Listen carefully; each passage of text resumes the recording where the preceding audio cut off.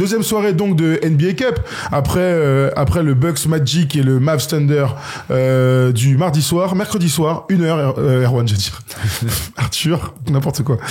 Atlanta Hawks, New York Knicks, Golden State Warriors, Houston Rockets. Le premier match de l'Est est à 1h, le match de l'Ouest est à 3h30 pendant que vous voyez le bracket. On commence avec la conférence Est.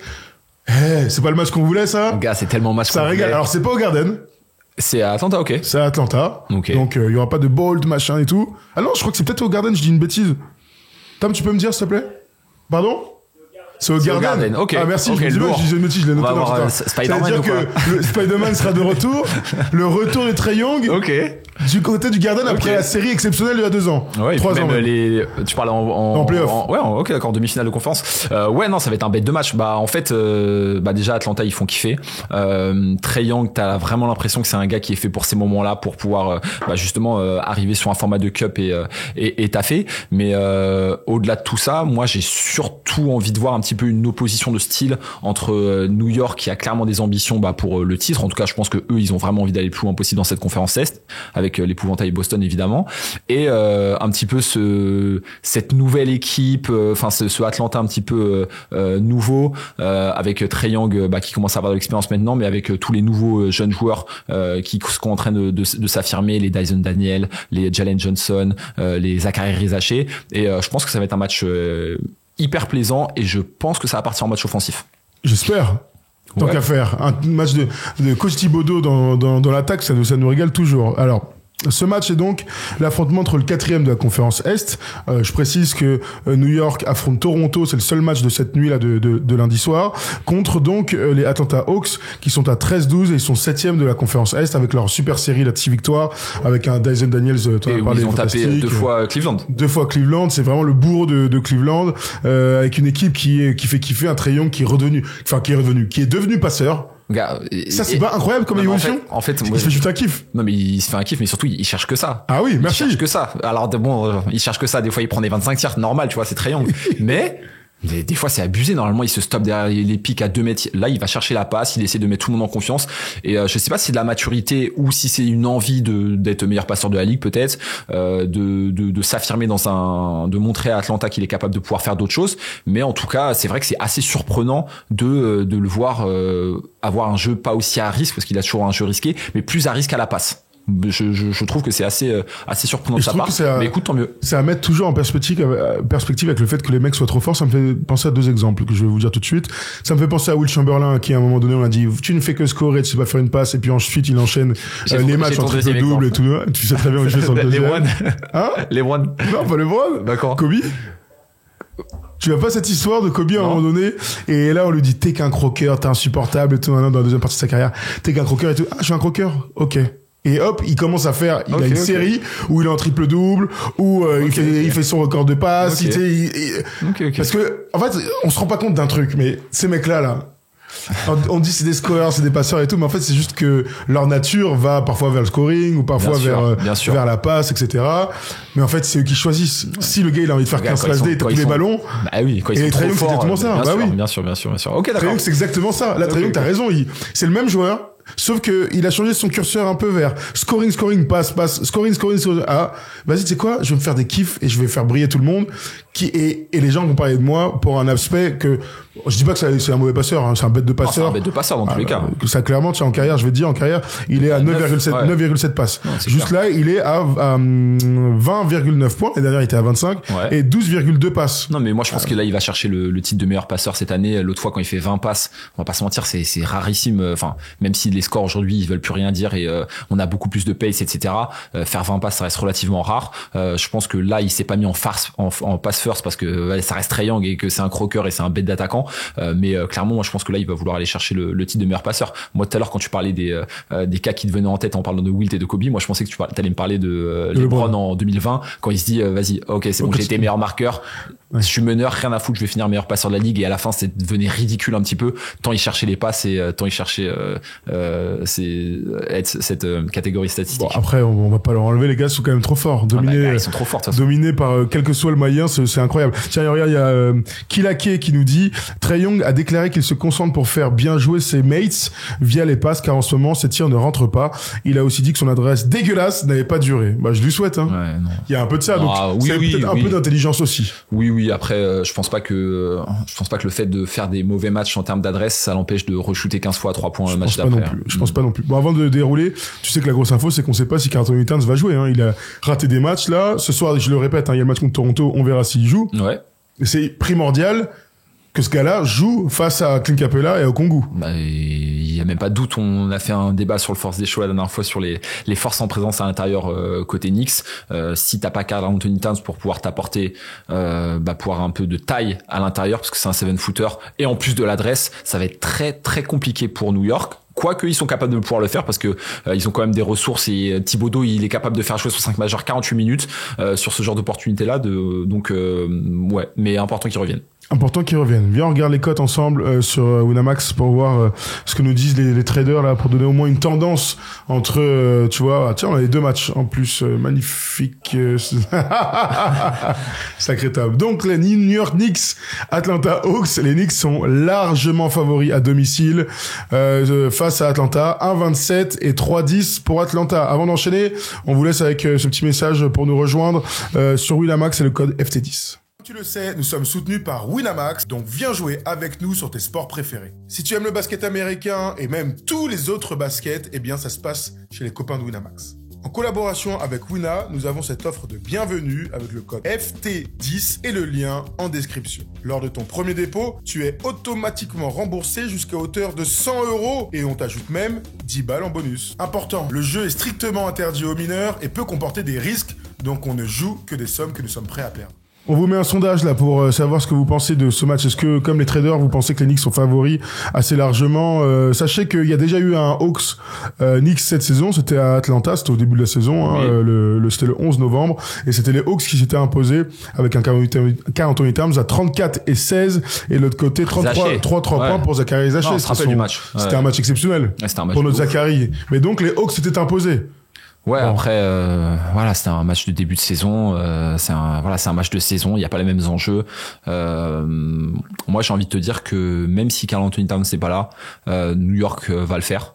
Je sais pas, plus d'expérience, l'envie de montrer qu'ils sont vraiment là et même plus fort tout simplement. Je les vois passer. Elle est armée pour aller plus loin. Elle est plus avancée. Il y a un peu de matures. jeunesse. Alors après, les autres, ils font kiffer. Franchement, Atlanta cette année, moi, c'est des équipes que je regarde, mais je pense que c'est un cran en dessous. Hier, ils ont perdu contre les Nuggets avec un très grand Jokic, encore une fois, à 48 points. Mais je vous donne ça, c'est leur série de victoires quand même. Hein. Ils tapent les Lakers, ils tapent les Bucks, ils tapent les Pelicans, les Hornets, 2 fois les Cavs qui avaient lancé cette série. Donc ils ont quand même des victoires avec du scoring. Hein. Écoute, les perfs au scoring 135, 117, 107, 124, 119, 134. Donc dans l'idée d'avoir un match d'attaque, si ce match-là il finit pas avec 250 points marqués pour les deux équipes, je comprends plus rien. Hein. Ouais, c'est clair. Oui, non, c'est clair. Après, tu penses pas que New York ils sont capables de pouvoir rendre le match un petit peu plus demi-terrain avec leurs arrières, tu vois? J'ai envie de te dire que ça va pas forcément dans le sens de ce début de saison, hein, où ils ont envie de courir, ils ont envie de mettre de l'allant. On a beaucoup parlé du changement d'identité dans le First Day Show. Je pensais pas que Thibodeau pouvait coacher une équipe qui était tournée vers l'attaque. Ouais. Ça, c'est quand même une surprise totale. Maintenant, à confirmer, parce que c'est vrai que c'est un match un petit peu différent où il y a vraiment un enjeu de ouf. La salle va être blindée. On sait qu'il va y avoir de l'ambiance. Il y a du stress dans ces moments-là aussi. Un peu d'animosité. Avec de l'animosité, bien sûr. Et ça rend les matchs un petit peu différents à jouer pour les joueurs. Donc, j'ai envie de croire que ce match, il y ait des points, il y ait de l'allant, mais que dans cette fin de match, ça se joue aussi à qui fera les stops au bon moment et qui gérera le mieux possible aussi ces ballons sans les perdre et tout. Ouais, clairement. Et puis on va pas se mentir, t'as quand même Trae Young qui est un des meilleurs meneurs au pick and roll de la ligue. Si demain ils arrivent à cibler un éventuel retour de Karl Anthony Towns et de Jalen Brunson, ça va être très très compliqué pour New York de défendre sur eux. Surtout que ils commencent à avoir de l'adresse niveau Atlanta. Mais ça change pas mon pronostic sur la victoire de New York. New New York a perdu hier aussi contre Détroit. C'était au Garden avec un triple-double de Cade Cunningham qui les a détruits.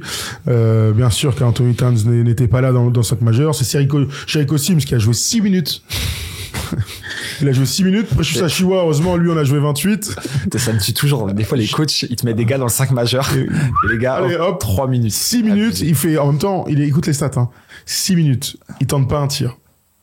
Il prend pas un rebond. Il marque pas un point, du coup. Et il a moins 9 de plus-minus en 6 minutes. Tu sais, je l'ai vu à... en même temps, il faut un premier carton catastrophique. Ouais, non, il a perdu 39-23. L'autre fois, j'étais dur. Je disais que c'était pas un joueur NBA. Moi, je l'ai vu en janvier 2023 à New York. J'avais regardé l'échauffement. Il y avait Fournier, super et tout. Il s'entraînait grave bien. Derrick Rose, pareil. Jericho Sims, son gars, incapable de mettre un tir. Ouais. C'était abusé. En même temps, j'ai vu la même chose avec Polo et les gars, Jérém et Tom. Échauffement de Mitchell Robinson, mon gars. Ouais, pareil. Ouais, c'est chaud. Mais je crois que moi je pense honnêtement que j'ai plus de talent que lui. Ouais, mais... La vie de ma mère, il est plus grand, il est plus athlétique, c'est un meilleur basketteur, mais j'ai plus de talent que lui à la base. Il peut pas mettre un tir, le mec. Faut pas qu'on rentre dans ces débats. Non, je sais, mais ouais, non, mais franchement, des fois c'est impressionnant. Tu sais, même la vidéo de Tristan Thompson, là. Oh la vache, il a 15 ans de carrière, le mec. Ah, c'est chaud. Il a une gestuelle minable. Jericho Sims, alors pour le coup, après, c'est un athlète, on va pas se mentir. Il fait partie du top 5% des athlètes purs en termes de qualité athlétique. Mais c'est vrai que, tu sais, la transmission sur le terrain, c'est compliqué. Ah bah, il voit pas les mêmes choses que nous, je pense. Ouais, non, ça va trop vite. Bon, il est quand même en NBA, pour l'instant. Il est encore dans un contrat rookie, donc on verra ce qui se passera pour eux. Tu disais que Atlanta était favori. Bon. Tout à l'heure, on parlera longuement de Dyson Daniels qui fait partie des MIP. Mais tu ne penses pas que le meilleur défenseur de la conférence Est de ce mois de novembre peut pas limiter notre ami Jalen Brunson? Limité, ouais, un petit peu. Après, Jalen Brunson, je pense qu'il vit pour ses moments. J'ai aucun doute qu'il va pouvoir faire un gros game. Et pareil, il est un peu en retrait. C'est le deuxième scoreur de l'équipe, alors que l'année dernière c'était le premier. Je pense que il vit plutôt bien dans ce New York qui réussit à avoir des victoires et qui réussit à, mine de rien, développer un petit peu de jeu.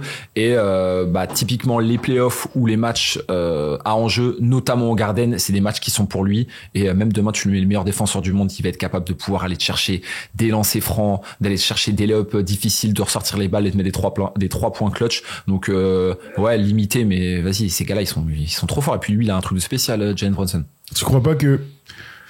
Bien sûr qu'il est spécial, bien sûr que ça dépend de lui, c'est son match, mais moi j'ai envie de croire quand même qu'il y a certains profils. Ah ouais? Ah ouais, moi je crois vraiment. Drew Holiday, Jalen Suggs, Dyson Daniels. Pour moi, c'est des mecs. Sur Jalen Brunson? Je pense que c'est des mecs qui ont. Lou Dort, on en a parlé tout à l'heure. Il y a quelques mecs dans la NBA. Évidemment que tu vas jamais éteindre un mec. Mais tu regardes les performances des autres.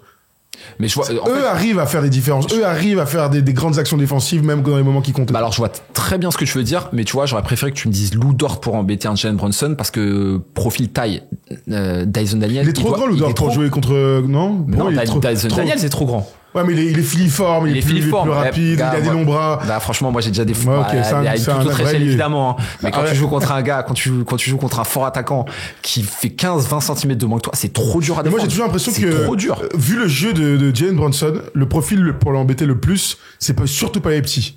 Parce qu'il a vraiment un truc où, à un moment donné, il arrive toujours à se mettre de dos, à faire ses fadeaway et tout, et que c'est les grands qui vont le gêner. Putain, mais moi, je vois le contraire, clairement. Mais tu vois, les lay-up, les machins, lui, il aime s'arrêter à mi-distance, il fait tous ces trucs carry, là. C'est mieux d'avoir un long. Tu vois ce que je veux dire? Moi, je te dis. Toi, tu préfères un petit sur de Jalen Brunson, il est pas tout. Moi, demain, tu me fais défendre. Non, mais c'est moi aussi.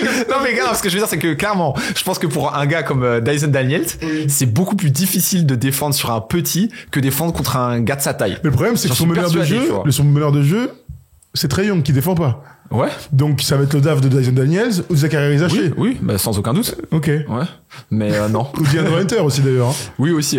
On a qui est pas mal d'ailleurs. Ouais, qui est très bon depuis qu'il est revenu. Enfin attention, c'est un bon joueur, mais qui en sortie de banc est très bon. Bogdanovic aussi, il y a un doute. Game time decision. Okay. Donc dans les trucs intéressants, Jay Johnson aussi a été blessé. Donc j'espère qu'Atlanta là, ils ont 2 jours pour se remettre. J'espère qu'ils vont arriver là avec les Crocs et une équipe au complet. Ce serait tellement déceptif là si.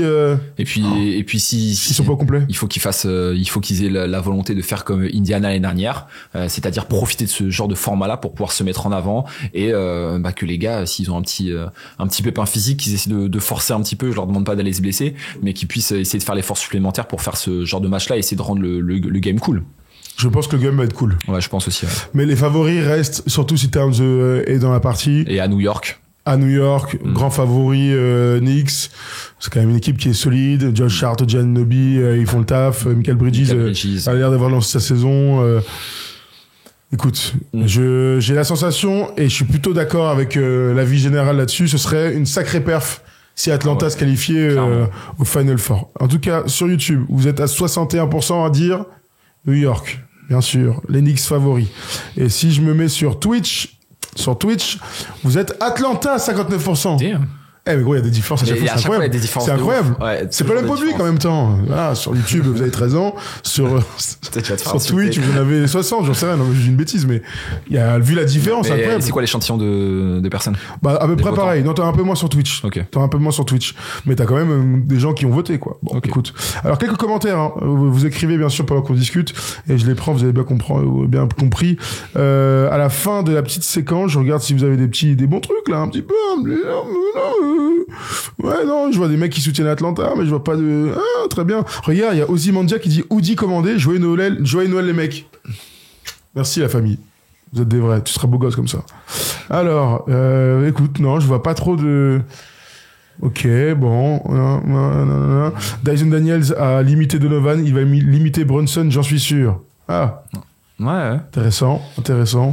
Vous avez pas été très... Ça vous inspire, moi, apparemment, cette... J'ai l'impression qu'il y a une fanbase de Atlanta qui est un petit peu moins développée que peut-être les autres équipes. Il n'empêche que ça reste qui font kiffer, mais ouais, c'est peut-être ça. Ouais, écoute, passons à l'autre match alors, parce que tout le monde dit que ce sont les Knicks qui devraient passer. Passons au deuxième match, et c'est une très belle affiche dans la conférence Ouest, puisque les Golden State Warriors vont affronter les Houston Rockets. Les Rockets, c'est l'une des plus belles équipes de ce début de saison. Et on va pouvoir voir maintenant ce qu'ils ont dans le beat dans un bon match. T'inspires quoi d'abord? Ce petit match. Bah déjà c'est un bête de match parce que c'est une opposition de style. On a une équipe des Warriors qui a énormément d'expérience, même si il y a beaucoup de joueurs du titre de 2022 qui sont partis. Et de l'autre côté, on a une équipe qui est hyper enthousiasmante, hyper jeune, avec un super coach. Moi, ma tendance, elle va clairement au niveau de Golden State par rapport à l'expérience et par rapport au facteur Stephen Curry. Je pense qu'ils ont le meilleur joueur sur ce match-là. Ce qui me fait dire ça aussi, c'est les difficultés qu'a Houston sur le demi-terrain.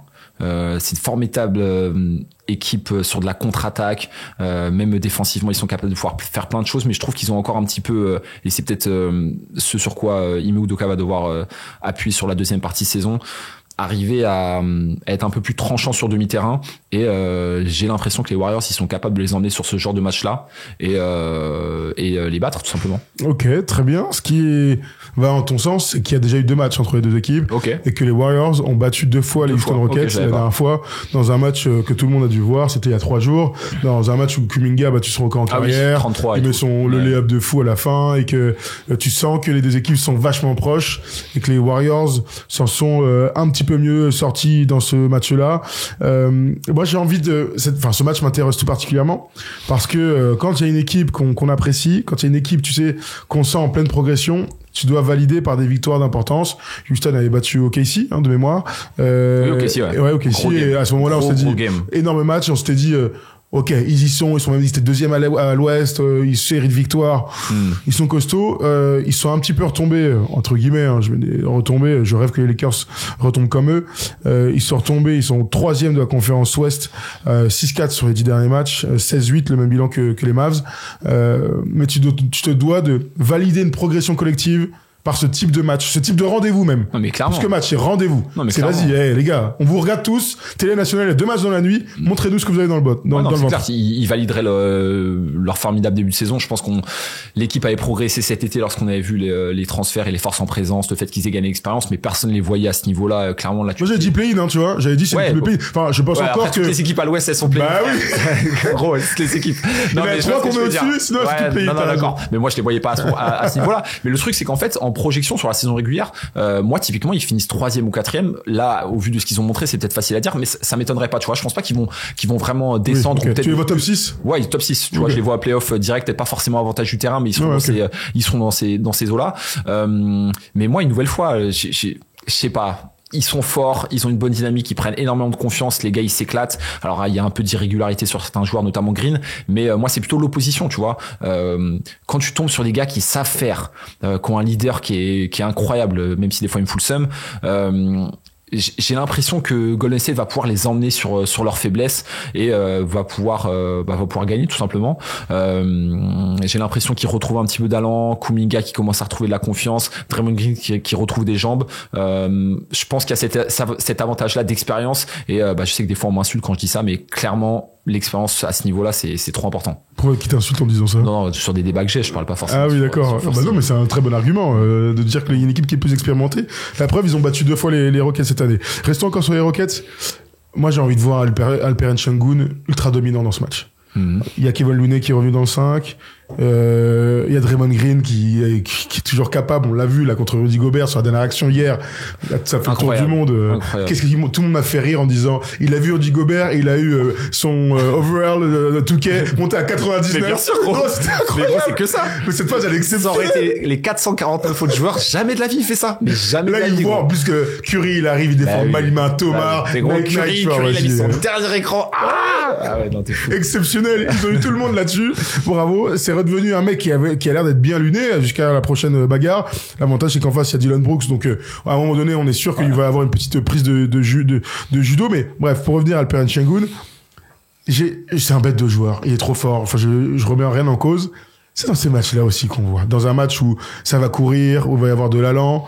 Lui, c'est un joueur à qui il faut donner la balle, où justement, il faut prendre un peu plus le temps pour développer le système autour de lui. J'espère qu'ils vont être assez intelligents, assez forts mentalement pour pas être aspirés dans un basket derrière. Ouais, clairement. Et puis, autant tout à l'heure, je te disais que j'avais pas de doute sur la capacité à Brunson à pouvoir être hyper fort sur ses très hauts niveaux de compétition. Sengun, pour l'instant, on n'a pas vu grand chose. Pas de shoot de playoff poussé. Formidable en saison régulière. Et typiquement, un match à enjeu comme ça, je pense que c'est des référentiels qui sont importants pour lui, pour sa carrière, pour une validation potentielle pour le All-Star Game à l'Ouest où ça va être hyper tendu à son poste. Ouais, mais la différence c'est que pour un gars comme lui, comme tu dis, il a besoin d'être alimenté par les extérieurs, par le jeu, par le système, et si tu commences à pas être dedans et que tu commences à avoir les feux follets parce que de temps en temps il s'enflamme un petit peu côté Houston, qui commence à pas jouer avec lui, typiquement c'est le genre de game où il peut passer complètement à travers statistiquement, et ça peut lui faire du mal. Donc à voir un petit peu comment ils vont se comporter. Une nouvelle fois un peu moins d'expérience côté Houston, mais t'as quand même des Van Vliet qui ont gagné des titres, des gars qui ont fait des shoots de playoff, je pense à Dylan Brooks, donc à voir, mais pour moi il y a toujours l'avantage Golden State. Alors, sache que sur le match là, le score c'était 99-93 il y a 3 jours. Okay. Il était en 16-8-5 okay. De 7 à 8. Sur le match précédent, c'était lors de la deuxième semaine de toute la NBA. Victoire en prolongation des Warriors, c'était à Houston. Et pour ce match-là, ce bon vieux Alperen, il avait fini en 14-10-4. Donc clairement, alors 21 minutes seulement. Seulement 21 minutes, j'ai pas l'explication. Amen Thompson avait joué 34, Tari Eason avait joué 35 et avait mis 27 points à ce match-là. Donc je pense que c'était un choix du coach, mais pour l'instant, sans dire que il passe à côté, il a pas encore eu un soubresaut exceptionnel. Bon, c'est jusque là. Les autres match-up intéressantes. T'as parlé de Jalen Green, on peut en parler un petit peu si tu veux. Jalen Green et le fait qu'il soit pas régulier là. Jalen Green, c'est le prototype du joueur qui a énormément de talent, mais qui a du mal à reproduire un petit peu les performances au très haut niveau. Il a eu un formidable mois d'avril, je crois c'est l'année dernière, avril-mai ou mars-avril-mai, où il met que des 40 points et Houston tourne fort. On attendait un petit peu à ce qu'il soit dans cette continuité sur le début de saison. C'est difficile, c'est un arrière qui shoot énormément, qui a des pourcentages un petit peu dégueux, je crois qu'il doit être à 40% au tir, mais qui est capable de pouvoir sur certains matchs taffer, comme cette nuit je crois il met 30 wimps. Honnêtement, pour moi, ça peut être un facteur X, mais j'espère que Houston va pouvoir s'appuyer sur d'autres forces, notamment la force défensive, pour pouvoir contrecarrer un petit peu Golden State. Mais c'est un pétard ambulant, et honnêtement, pense pas que Houston doive attendre énormément, ou en tout cas ça se jouera ailleurs d'après toi. Ouais, ça se jouera ailleurs. Dans les fins de match, mais c'est vrai que t'as souligné l'apport, le socle défensif, ça va jouer là, Jabari Smith, Amen Thompson, bien sûr, Dylan Brooks, il faut absolument qu'ils tiennent la marée. Si c'est un match sous les 100 points, ils auront une chance. Alors ils ont perdu sous les 100 points lors du dernier match, mais s'ils arrivent à ce que les Warriors rentrent pas dans un match d'attaque là, on peut imaginer qu'ils aient une chance. Et puis un duel de coach. Je disais tout à l'heure que Houston galérait un petit peu sur le jeu demi-terrain. Voilà, c'est un axe de progression pour le coach de Houston, pour Udoka. Après, voir ce que Kerr va faire aussi de l'autre côté. Ils font partie clairement des 2 meilleurs coachs de NBA, même si on peut avoir des doutes un petit peu aujourd'hui en 2024 sur ce que peut faire Steve Kerr. Mais je pense que ça va jouer aussi de ce côté-là. On va voir les adaptations que les deux vont faire. Il y a eu 2 matchs là pour les Warriors. Vendredi soir, ils ont perdu contre les Wolves. C'était à Golden State et ils ont joué 2 fois de suite, 2 fois le même match. Et là, cette fois-ci, ils ont gagné face au même Timberwolves. Draymond Green était dans le sac majeur pour contrer la taille de Rudy Gobert. Donc c'était intéressant de voir. Et Gary Payton, il est bien revenu là. Il est capable de défendre sur les meilleurs joueurs adverses. Tu penses que Draymond Green il demande à Steve Kerr d'être dans le 5 quand il joue contre Rudy ou quoi? En tout cas au poste 5, tu veux dire? Ouais. Écoute, moi j'espère que c'est une affaire que tactique, parce que Kevin Looney était dans le 5 sur le premier match, Draymond Green sorti de banc, ils ont perdu de 17. OK. Le deuxième, Draymond Green est dans le 5, Kevin Looney est sur le banc et il gagne. Okay. Voilà. Bon, je sais pas s'il y a un effet, mais en tout cas, c'est ce qu'on peut dire. Bon, c'est le moment des pronos. Alors, qui passe? Warriors pour moi. Warriors, facilement, c'est à Houston ou c'est à la Chase Center? C'est à Houston. Houston, OK. C'est à Houston, ouais. Ouais, non, moi je vois les Warriors. Il y a un truc que j'ai pas fait, je t'ai pas donné les bilans à domicile. Les Houston Rockets cette saison, ils sont à 9-3. OK. 9-3 et les Warriors eux sont à 7-5 à l'extérieur, ce qui est un bon clairement un très très bon bilan. Ouais, Warriors à l'extérieur. Warriors à l'extérieur. Warriors à l'extérieur. On revoit vite fait, regarde. Houston Rockets, voilà, ils sont là. Houston Rockets 1,64. Golden State 2. Ils sont pas favoris, hein. Ouais. Ça change de ta... Tu vois quoi, toi? Il est pas simple, celui-là. Sans voir les cotes, je disais avantage Warriors. OK. Je disais avantage Warriors. Ouais. Mais ça se joue vraiment à que dalle. Ça se joue à que dalle. Tiens. Ouais. Quels sont les sondages? Les Warriors, 60% sur Twitch. Sur YouTube. 62% Warriors. Oui, okay. Vous êtes d'accord? Ouais, mais attends, gros. Ils sont d'accord. C'est donc, c'est les Houston Rockets qui ont gagné. Ouais, la fanbase des Warriors, elle est forte. Elle est forte. Elle est très très forte. Je pense que les Rockets vont passer, ils sont jeunes, ils ont la dalle, je pense qu'ils vont tout donner, parce que leur âge, t'as pas possibilité de remporter un titre, ils vont donc foncer, nous dit Mehdi Kitouba. Intéressant. Tu peux le mettre à l'envers, hein. Peut-être que les Warriors, ils savent que c'est peut-être une de leurs seules opportunités pour pouvoir, choper un trophée collectif, en tout cas avec ce groupe-là, et la fin de l'ère Curry, on peut aussi dire comme ça. J'en ai un autre. Il y a non, c'est pas Ulrich, c'est Ozymandias qui nous dit en vrai, si ça se tient, mais il y a un numéro 30 qui peut devenir zinzin à tout moment. Ça c'est vrai, qu'on n'a pas encore eu la grande montée en fièvre de Steph cette saison, tu vois, un match à 50 là, ce serait incroyable dans un match comme ça. Il est bien quand même. Une bonne défense, ce serait incroyable. Ouais. Non, il est bien lancé. Il fait kiffer de toute façon. Les mecs ne vieillissent pas. Je pense que les Rockets vont passer, ils sont jeunes, ils ont la dalle, et je pense que je vais pas exactement celui que je viens de dire. C'est exactement ce que tu viens de dire. C'est incroyable ça. Mais en même temps, tu me l'as dit plusieurs fois, mais les mecs, vous êtes fous. Les mecs. Ils veulent entendre ta voix. Les Rockets sont rancuniers. Ok. Steph va être clutch s'ils vont en finale. Intéressant aussi. Tu joues contre Green, c'est rarement la kermesse, et Şengün, ça sera pas la fête, dit Tiba Noah. Bon, bah écoutez, on a vos avis là-dessus. Ça va être passionnant de suivre cette soirée 2 de la NBA Cup. Et puis donc, ce sera samedi soir, les demi-finales. Samedi soir, et sachez que les perdants s'affronteront, et ça comptera pour la saison régulière. De toute façon, tous les matchs comptent pour la saison régulière, à part la finale, qui compte pas, même dans les fantaisies et tout, pensez-y, hein, la finale ne compte pas pour tout ça. Bon, voilà, on a fait le tour des deux soirées, on a les 4 quarts de finale. Écoutez, hein, il n'y a plus qu'à se régaler. Il y a une semaine avec peu de matchs, donc c'est l'occasion de se reposer, hein. Un match lundi soir, 2 matchs mardi, 2 matchs mercredi. Voilà. C'est parfait, la NBA nous offre un petit moment de répit en termes de rythme effréné. Si tu nous regardes en replay si tu es mercredi, n'hésite pas à nous donner les scores, hein, ce sera toujours intéressant à lire avant les 2 derniers quarts de finale. Donc, je le disais, 1h du matin, Hawks qui se déplacent chez les Knicks, et à 3h30, les Warriors se déplacent chez les Rockets à Houston.